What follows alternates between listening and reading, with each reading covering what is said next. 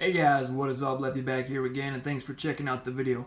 So, it's been a while since I made a video, and first of all, I want to say thank you to everybody who's continued to subscribe to me. I think I got like 295, 96 subscribers at the moment, which is great because I haven't been posting any, and it's I want to say thank you guys for subscribing.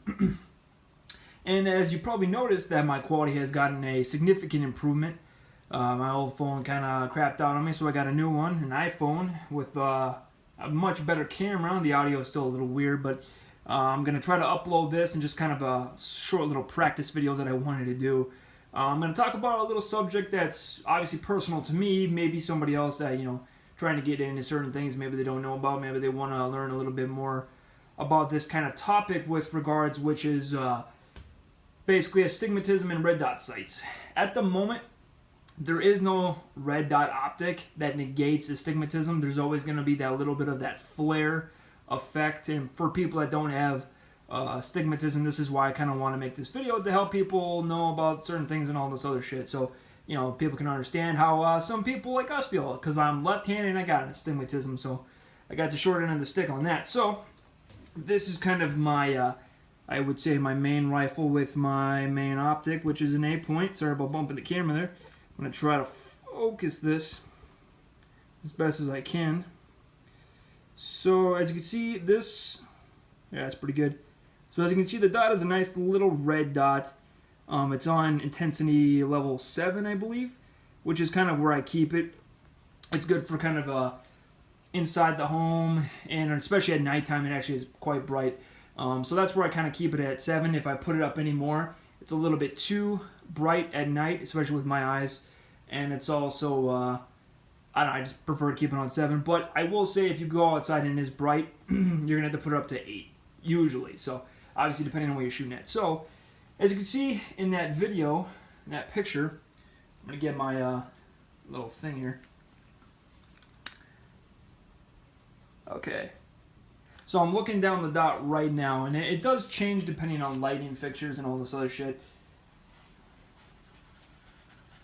I'm going to get a small visual representation of what my eyes show. So this will take a little bit here.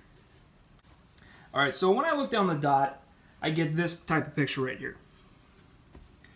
Which it will change, again, depending on lighting and the intensity of it. And I'll show you later what it happens to my eyes when I increase the intensity. So this is at 7 in this particular light. I can see this is a little bit blown out here. But that's basically what it looks like. Now, does astigmatism annoy me? Yes. But does it make it hard to shoot? It can, I suppose. And I bumped the camera again. Sorry about that. There we go. That's better. But as you can see through the camera, it's a nice, perfect, round little dot. So, obviously, I'm kind of at a little bit of a disadvantage there, especially it does force me to kind of lower the intensity more than I would like, I would say, in some certain instances. So, let's say now it's a bright day out and I have to crank this bad boy up in order to see it.